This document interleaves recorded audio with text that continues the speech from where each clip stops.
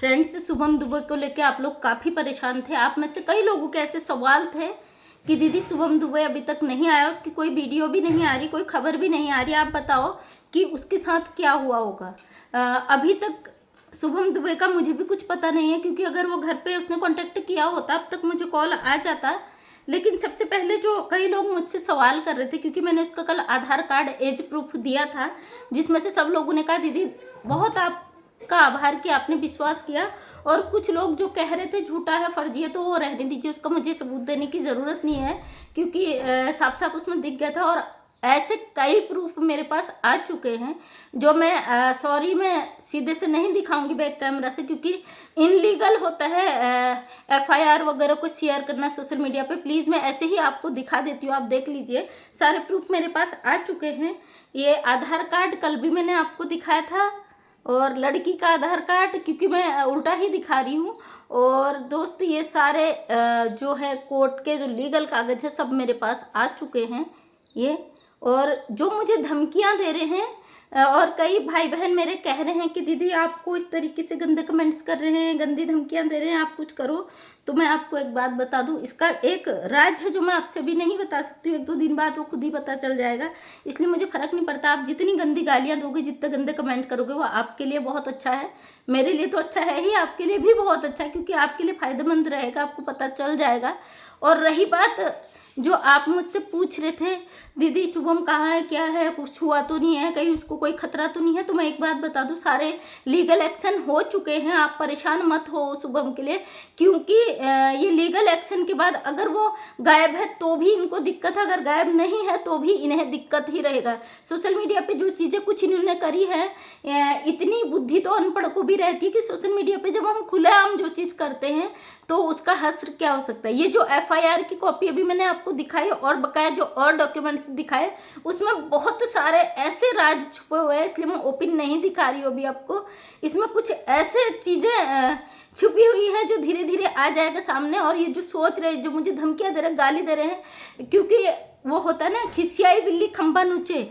अब हाथों से जब इंसान के सब कुछ निकल जाता है, सोची समझी साजिश के प्लान बिल्कुल नज़दीक पहुंचने के बाद अगर वो चीज़ें बिल्कुल फ्लॉप हो जाती हैं, तो इंसान कहीं ना कहीं भड़ास निकालता है।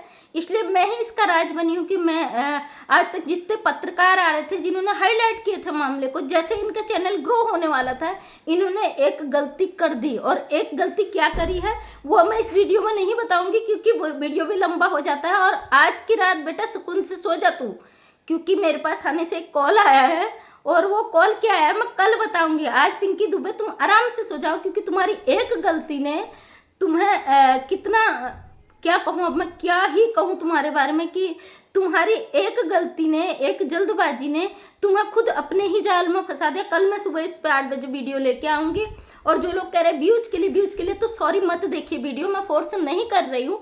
जो लोग जानना चाहते कि क्या हुआ उस लड़के के साथ, उसके परिवार का हेल्प कर रही हूँ, मैं एक इंसानियत के नाते कर रही हूँ। और इस वीडियो को बनाने का एक मकसद, एक बच्चे का वो कमेंट जिसने मुझे मजबूर कर दिया कि मैं ज़िंदगी में ये चीज़ें, अब मैं इससे पीछे नहीं हट सकती हूँ, चाहे कोई मुझे कितना ही फोर्स करे, कितनी धमकी दे, कितना ही वो करे, मैं भी इस केस से पीछे नहीं हट सकती। सॉरी, क्योंकि एक बच्चे ने आज से 2-3 दिन पहले मुझे कमेंट किया था, उस कमेंट को सुनकर, पढ़कर मेरा खुद रोंगटे खड़े हो गए थे। मैं अपने आप को 2 दिन तक मैं सो नहीं पाई थी। एक बच्चे ने मुझे कमेंट किया था, आंटी जी आप अब क्या कहूँ, मुझे अंदर से मतलब कहने की भी हिम्मत नहीं आ रही है। आंटी जी आप, ये जो हुआ है मसला शुभम दुबे वाला, प्लीज़, मैं किशोरावस्था में शुभम की एज में था, मुझसे एक गलती हुई थी, मुझे अपने माँ बाप का कहना अच्छा नहीं लगता था, मैं उनकी बात नहीं सुनता था, मैं उनका कहना नहीं मानता था, मुझे उनकी हर बात बुरी लगती थी।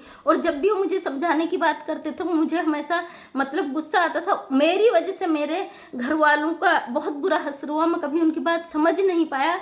आज मैं उनकी बात समझ चुका हूँ, लेकिन आज मैं बड़ा हो चुका हूँ, उनकी बात समझ चुका हूँ, लेकिन मैं उनसे माफ़ी मांगने के लिए मेरे पेरेंट्स मेरे पास नहीं है, वो इस दुनिया से जा चुके हैं मेरी गलतियों के कारण। और बहुत दुख हुआ बच्चे को उसका कमेंट पढ़ के। प्लीज़ आप शुभम का साथ दो, उसका घर उसके घर वालों का साथ दो। एक बच्चे की ज़िंदगी का सवाल है।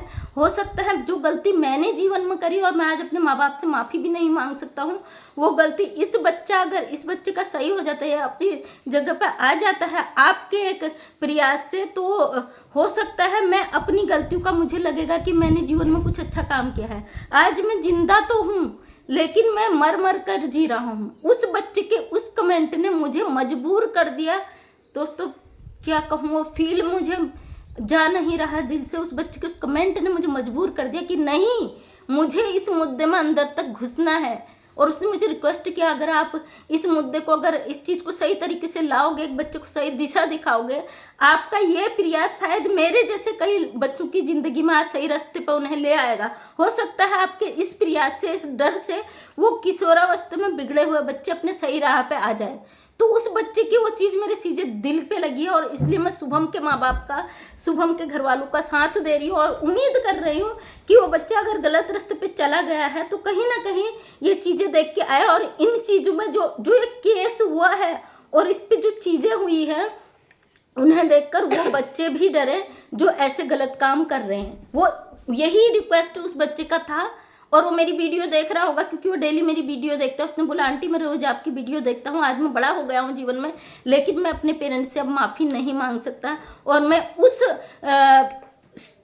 गम को झेल रहा हूँ जिसके लिए मुझे जीवन भर माफ़ी नहीं मिल सकती। ना तो मैं जी रहा हूँ ना मैं मर रहा हूँ।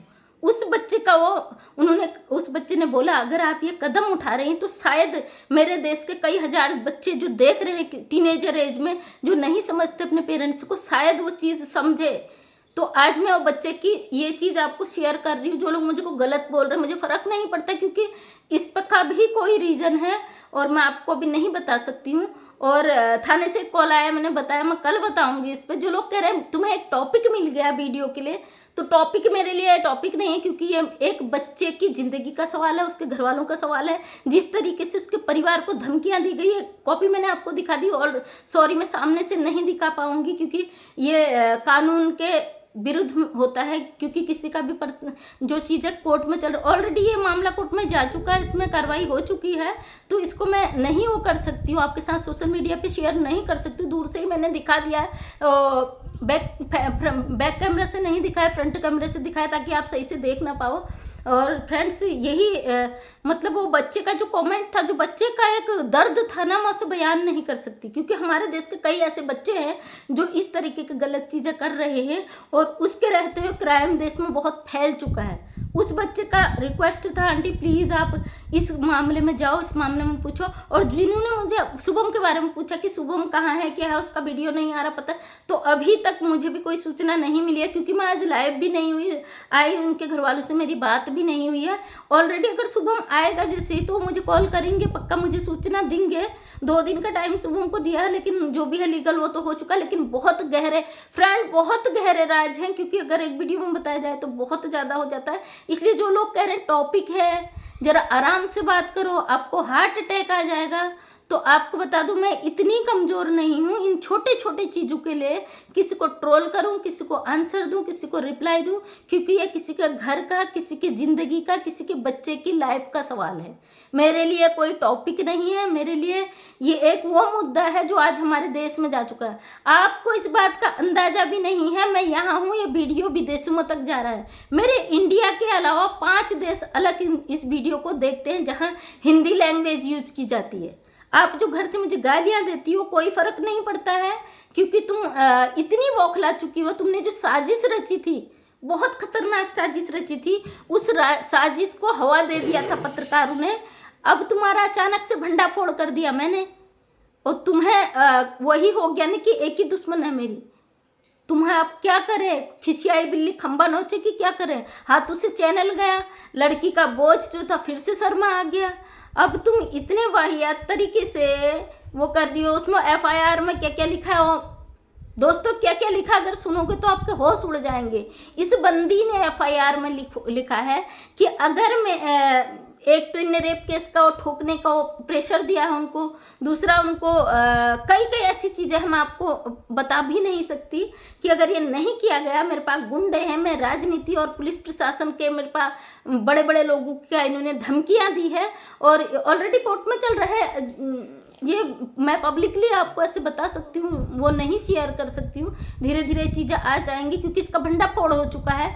अब इसकी आँखों से वो दर्द नहीं जा रहा है। गंदे गंदे कमेंट, धमकियाँ देती हैं। भाई धमकी किसे दे रही? हम तो दिन रात इसी फील्ड में रहते हैं। तुम जैसे हजारों लोग आते हैं, हजारों गालियाँ दे के चले जाते हैं। यार इतनी नेगेटिव नहीं हूँ मैं कि ये छोटे छोटे चीज़ों को लेके अपना टाइम वेस्ट करूँ। मुझे बहुत सारा ट्रोल किया जरा, बट नहीं, मुझे शुभम की मम्मी ने भी कहा हमारी वजह से आपको प्रॉब्लम हो रही। नहीं, सॉरी शुभम की मम्मी, क्योंकि आप इतना दुखी हुए मैं जानती हूँ। ये लड़की अगर इसे 1000 बार भी रुलाया जाए ना, 1000 आंसू भी रुलाया जाए, ये वो भी कम है जो दर्द तुमने झोला। दोस्तों आज शुभम की माँ अपना कारोबार बंद करके बैठी हुई है डर के मारे, क्योंकि उसका बुटीक है, पार्लर है, और इनके डर से वो लोगों ने ना अपना घर बार छोड़ दिया, दर दर भटक रहे हैं और उनका कारोबार ठप हो चुका है। पिता की नौकरी भी पता नहीं जा रहे ना नहीं जा रहे, बात भी वो नहीं कर पा रहे। उनका मानसिक रूप से उन्हें इन्होंने डिस्टर्ब कर दिया और आर्थिक रूप से तो वो बंदी कर चुकी। वो अपना बंद ही करने को बोल रही है कि मैं अपना सब कारोबार बंद करके यहाँ से चली जाऊंगी और बेच कर तो नहीं जाएंगी प्रॉपर्टी, लेकिन कुछ समय के लिए, जब तक, क्योंकि वो बहुत दुखी है अंदर से। वो बच्चे ने जो मुझे बोला, आंटी प्लीज़, हो सकता है हमारे देश के बच्चों को समझ में आए, मैं अपने माँ बाप को खो चुका हूँ अपनी गलतियों के कारण, हो सकता है शुभम को भी ये चीज़ें समझ में आ जाए।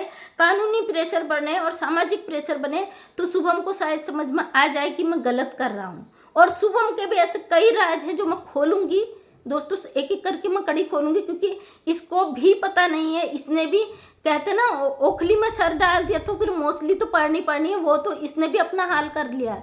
इसने भी जो करा, दोनों ने एक दूसरे का यूज़ करा। एक तरीके से कहा जा सकता है कि दोनों ने एक दूसरे का यूज़ करा।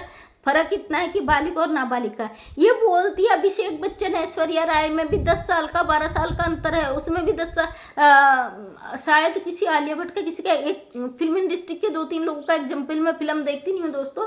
ऐश्वर्या अभिषेक का एग्जाम्पल दिया था, एक और हीरोइन का कल किसी ने दिया था। तो सॉरी, मैं फिल्म तो नहीं देखती हूँ, फिर भी ये बता दूँ, ऐश्वर्या अभिषेक ने चाहे 40 साल 10 साल 20 साल का अंतर हो, लेकिन दोनों बालिग थे।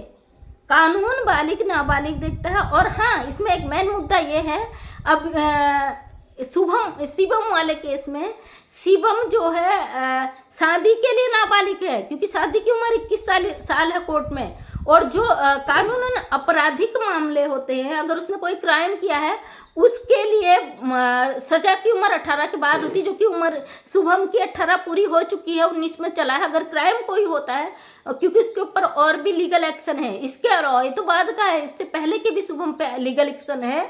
और अगर उस मुद्दे पे कोई कार्रवाई होती है तो शुभम को भी वही सजा मिलेगी जो बालिग को मिलती है। सिर्फ शादी वाले मामले में नाबालिग को माना जाएगा, क्योंकि ये कोर्ट का नियम है। क्योंकि मैं जानती हूँ इसके, फिर ये बार बार कमेंट करेगी, बार बार मुझे गालियाँ देगी कि कोर्ट 21 साल शादी की उम्र है तो सजा की क्यों 18 साल। तो भाई ये कोर्ट में जाके पूछना, क्योंकि ये हमारा भारतीय कानून व्यवस्था है, इस पे हम सवाल नहीं खड़ा कर सकते। क्यों हमें हमारे संविधान पे हम सवाल खड़ा नहीं कर सकते? क्योंकि ये कानूनन है, इस पर हम कोई सवाल नहीं खड़ा कर सकते। यही चीज़ें तो गलत है, यही चीज़ें जो है यही गलत हैं। कई लोगों ने मुझे किस तरीके के कमेंट करे, लेकिन मैं इसका रीज़न भी बताऊंगी, अभी नहीं बताऊंगी। इनको थोड़े और गंदे कमेंट करने दीजिए, क्योंकि इन्हें पता नहीं है वो कमेंट इनके कहाँ जा रहे हैं। और हाँ, कल मुझे थाने से फ़ोन आया है और कल सुबह 8 बजे पिंकी दुबे या पांडे जो भी हो, मतलब कल सुबह, आज तुम चैन की नींद सो लो, आराम से सो आज, और सोचती सोओगी भी कहाँ, अब तो तुम यही सोचती रहोगी कि कल सुबह क्या आने वाला है। कल सुबह तुम्हारा तगड़ा वाला और लेके आने वाली हूँ, जिसके बाद तुम्हारी नींद, होश, खान पान सब उड़ने वाला है। क्योंकि वीडियो लंबा हो जाता, 14 मिनट का ऑलरेडी हो चुका है, तो कल वो वीडियो लेके आने वाली हूँ। कल सुबह 8 बजे तैयार रहेगा। जो कह रहे हैं कि एक ही वीडियो, मतलब एक ही टॉपिक से तुमने इतना मिलियंस व्यूज कर लिया, तो भाई मत देखो वीडियो। जो जानना चाहते सच, उनके लिए सच लाने के लिए मुझे 1000 वीडियो बनाने पड़े। और तो मैं कानूनी कार्रवाई तो अंदर खाने हो ही रही है, उसके लिए मुझे तुम्हारा ट्रोलिंग का ज़रूरत नहीं है। और अगर 1000 वीडियो भी लाने पड़े ना, अगर पब्लिक चाहती मैं सच दिखाऊं तो मैं ज़रूर लाऊंगी। तो थैंक यू दोस्तों बहुत सारा प्यार देने के लिए, सपोर्ट देने के लिए, क्योंकि मैं जानती हूँ सोशल मीडिया की जो पावर है वो बहुत तगड़ी है। जो न्यूज़ वालों ने इनको हाईलाइट करा, अब न्यूज़ वाले इनके पास जाना चाह रहे क्योंकि सच दिखा सके हो। ये उन्हें आने नहीं दे रही है सच के लिए, जानते हो ना। अगर वो पुरानी वीडियो डिलीट करते क्योंकि उसमें लाखों में व्यूज़ है, इसलिए ऑलरेडी सब लोग देख चुके हैं, सारे प्रशासनिक अधिकारियों के पास, ऑलरेडी पब्लिक के पास वो वीडियो जा चुकी है। इसलिए सभी लोगों में हड़कंप मचा हुआ है और सब लोग मतलब सॉरी, आप लोगों ने नंबर भी मांगा है, कॉन्टैक्ट में नहीं दे सकती क्योंकि सब लोग इस समय कॉन्टैक्ट करने के चक्कर में, इसलिए मैं नहीं दे सकती, सॉरी माफ़ कीजिएगा।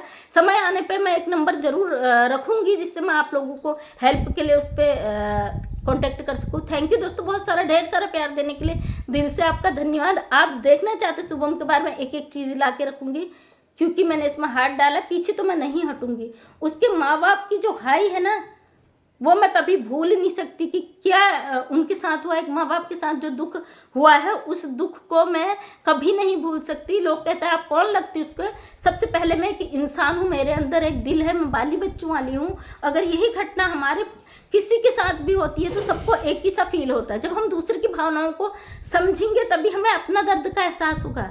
हम दूसरे की भावनाओं को ना समझे हमें अपना दर्द का एहसास कहाँ से होगा।